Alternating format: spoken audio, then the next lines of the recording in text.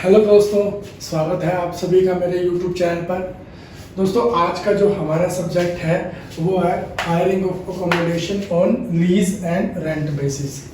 दोस्तों, जैसा कि आपको पता है कि जीएसटी डिपार्टमेंट आने के बाद या फिर और कोई जो गवर्नमेंट डिपार्टमेंट है उसमें जब कोई सब ऑफिस या फिर कोई डिवीजन ऑफिस के लिए रेंट पर बिल्डिंग ली जाती है तो उसके कुछ टर्म्स एंड कंडीशन होती है रेंट पर बिल्डिंग लेने की, और उसके कुछ पैरामीटर सेट कर रखे हैं गवर्नमेंट ने। आज हम उसके बारे में डिस्कस करेंगे। दोस्तों, ये जो चैप्टर है वो काफ़ी बड़ा है, तो इसलिए ये पार्ट 1 होगा और इसका एक पार्ट 2 भी होगा आगे। तो हम इन दो वीडियो में ज़्यादा दो पार्ट में ज़्यादा कवर करने की कोशिश करेंगे। ठीक है दोस्तों, तो चलिए शुरू करते हैं। ठीक है दोस्तों, सबसे पहले इसमें आता है कि जो लीज पे जो बिल्डिंग लेनी है हमने, एग्रीमेंट जो रेंट पे बिल्डिंग लेनी है ऑफिस बिल्डिंग, उसकी पावर किसको है और कितने रुपए की है और उसकी लिमिटेशन क्या क्या है, और उसका अगर उस लिमिटेशन को क्रॉस कर रही है वो अमाउंट तो फिर उसके बाद क्या प्रोसेस करना है। तो दोस्तों, इसकी जो पावर होती है वो एचओडी के पास होती है, हेड ऑफ द डिपार्टमेंट।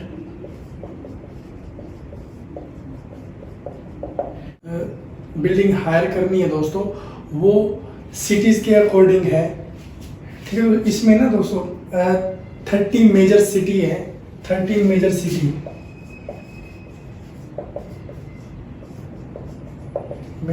है A1 and A class city, A1 and A class cities.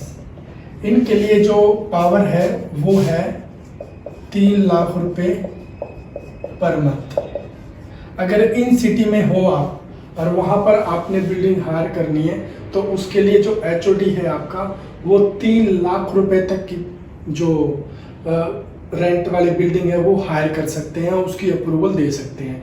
इसके अलावा जो अदर सिटी है दोस्तों, इसके अलावा जितनी भी सिटी हैं उनके लिए 1.5 लाख रुपया पर मंथ है एचओडी के पास पावर।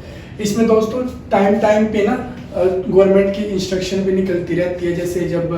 जैसे ही जब कुछ डिपार्टमेंट्स नए बने थे जब 2017 में, तो उसमें जो गवर्नमेंट है उसने 5 लाख तक की पावर कर दी थी एचओडी के पास कि भाई आप 5 लाख रुपए तक की बिल्डिंग हायर कर सकते हो। ठीक है दोस्तों, अदर सिटीज में हो गया 1.5 लाख रुपए तक की पावर। अब सिचुएशन ये आती है कि मान लो अगर अदर सिटीज में 1.5 लाख रुपए से अगर क्रॉस कर जाता है, मान लो हम अगर किसी ऑफिस का हेडक्वार्टर ऑफिस है, क्योंकि 1.5 लाख रुपए में तो आएगा नहीं, क्योंकि अगर हेडक्वार्टर ऑफिस है तो उसको ज़्यादा स्पेस चाहिए होगा, तो 1.5 लाख रुपए तक मुश्किल है कि भाई वो एरिया के अकॉर्डिंग है, सिटीज के अकॉर्डिंग है 1.5 लाख रुपए तक। अगर इससे ज़्यादा अगर अमाउंट चली जाए, मान लो अगर आप जहाँ पर आपने बिल्डिंग आप हायर कर रहे हो वहाँ पर अगर 3 लाख रुपए तक की बिल्डिंग हायर कर रहे हो आप पर मंथ के हिसाब से रेंट के अकॉर्डिंग, या 3 से ज़्यादा 4-5 जितना भी, तो उसके बाद का क्या प्रोसीजर है। उसके बाद का दोस्तों ये है कि जो भी आपने हायरिंग ऑफ बिल्डिंग का जो भी प्रोसेस कंप्लीट किया है उस प्रोसेस को आपने एक डॉक्यूमेंट्स बनाने हैं स्टेप बाय स्टेप, जितने भी आपने जो पैरामीटर फॉलो किए हैं वो क्लियर करने के बाद जो एंड में जो मान लो जो 4 लाख रुपए या 5 लाख रुपए जो रेंट बनता है वो सारा का सारा आपने आईएफए जो मिनिस्ट्री है, इंफ्रास्ट्रक्चर की जो मिनिस्ट्री है उसमें भेजना है अप्रूवल के लिए। तो जब वहाँ से जब मिनिस्ट्री में वो चेक किया जाएगा उसको अच्छी तरह, जब वहाँ पे चेक हो जाएगा तो आपके पास उसकी अप्रूवल मिनिस्ट्री से दे दी जाएगी कि उन सभी पैरामीटर को चेक करने के बाद कि भाई आप ये बिल्डिंग हायर कर सकते हो।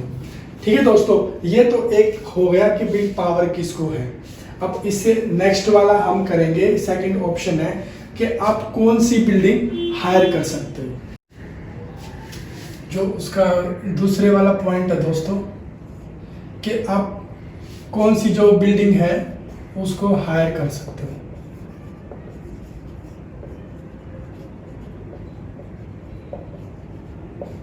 ठीक है दोस्तों, इसमें ना एक बात तो डायरेक्ट ही डायरेक्ट है कि कोई एचओडी के पास कोई पावर नहीं है कि वो रेजिडेंशियल अकोमोडेशन को रेंट पर ले सके। जो जैसे घर वगैरह होते हैं उसमें अपना रेजिडेंशियल जो ऑफिस कॉम्प्लेक्स है वो बना सके, ऐसी एचओडी के पास कोई पावर गवर्नमेंट ने नहीं दी हुई है। मान लो अगर आप ने जो बिल्डिंग हायर करनी है, सबसे पहले प्रोसेस होता है कि आपने सीपीडब्ल्यूडी डिपार्टमेंट को सीपीडब्ल्यूडी आपको बताएगी कि यहाँ पर ये बिल्डिंग है जिनको आप हायर कर सकते हो। तो मान लो अगर आप जिस एरिया, उससे आपको एक आइडिया हो जाएगा कि हाँ भाई इस एरिया में गवर्नमेंट डिपार्टमेंट के लिए हम बिल्डिंग हायर कर सकते हैं अगर हम टेंडर निकालेंगे तो। अब कई बार ऐसा होता है कि भाई आपको पता नहीं होता, मतलब कई बार हमको पता नहीं होता कि जिस एरिया में हम बिल्डिंग हायर करना चाह रहे हैं वहाँ पर कोई बिल्डिंग भी है या नहीं है जिनको हम गवर्नमेंट उसके लिए हायर कर सकते हैं। तो जो सीपीडब्ल्यू फिर ऐसा होता है इस सिचुएशन में, जो सीपीडब्ल्यू डिपार्टमेंट है वो आपको लिख के दे देगा कि हाँ भाई यहाँ पर 4-5 बिल्डिंगें हैं जिनको आप इतने एरिया की, इतने स्पेस की, जिनको आप हायर कर सकते हो। तो अगर इस सिचुएशन में सीपीडब्ल्यूडी आपको लेटर लिख दे कि भाई यहाँ पर ऐसी कोई गवर्नमेंट अकोमोडेशन की कोई भी अवेलेबल नहीं है जो आप ले सकते हो, यहाँ पे जितना स्पेस आपको चाहिए उतने स्पेस की आपको जो आपके जो सरकारी उसके लिए विभाग के लिए जो आपको किराए पर बिल्डिंग चाहिए वो अवेलेबल नहीं है इस एरिया में।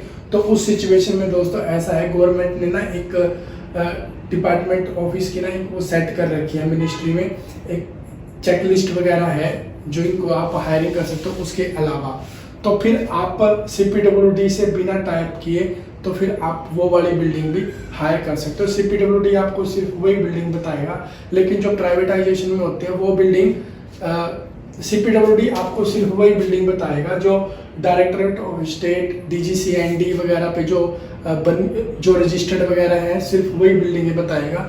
लेकिन प्राइवेट की तरफ आपने जाना है तो फिर उसके लिए आपको जो गवर्नमेंट की जो चेकलिस्ट है वो चेक करनी पड़ेगी।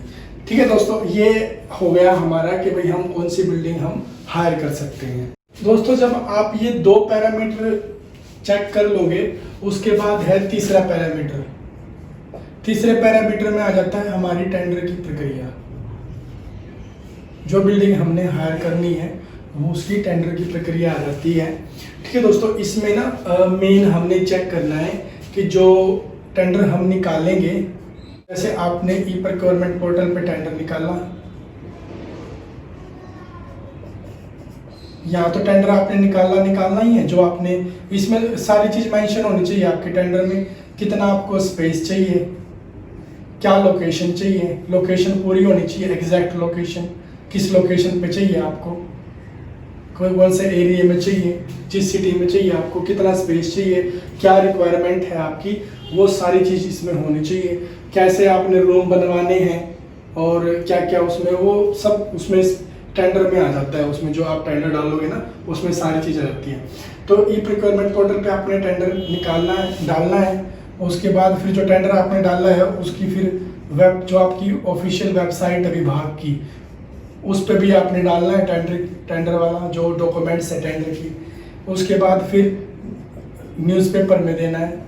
मतलब हो जितना पब्लिसिटी आपने करनी है ना उतनी आपको करनी पड़ेगी। ये 3-4 तो मस्ट है कि भाई आपको ई प्रोक्योरमेंट पोर्टल पर, वेबसाइट पर और न्यूज़पेपर में, जो लोकल न्यूज़पेपर होते हैं वहाँ के जिस एरिया के, वहाँ पर भी आपको कटिंग निकलवानी पड़ेगी ताकि जो आप कंपटीशन रख रहे हो इस टेंडर का वो ज़्यादा से ज़्यादा लोगों को पता लग सके और आपकी जो टेंडर की प्रक्रिया है वो 1 टाइम में ही पूरी हो जाए। नहीं तो कई बार ऐसा होता है कि आपको उतने टेंडर नहीं मिल पाते तो फिर वो बार बार टेंडर निकालना पड़ता है, तो प्रोसेस काफ़ी लंबा हो जाता है। ठीक है दोस्तों, ये आपने तीसरे नंबर पे अपने टेंडर की पूरी प्रक्रिया आपने ऐसे करनी है, एडवर्टाइजमेंट पूरी करनी है उसकी। और दोस्तों आपको पता तो है ही, टेंडर में हमारे दो मेन होते हैं, एक टेक्निकल और एक फाइनेंशियल बिड। टेक्निकल बिड में आप पूरा डाटा डालोगे, ठीक है, और फाइनेंशियल टेक्निकल बिड में जो आपने डॉक्यूमेंट्स मांग रखे हैं वो आपने चेक करने हैं जो टेंडर में है, और फाइनेंशियल बिड तो फिर आपने ओपन करनी है।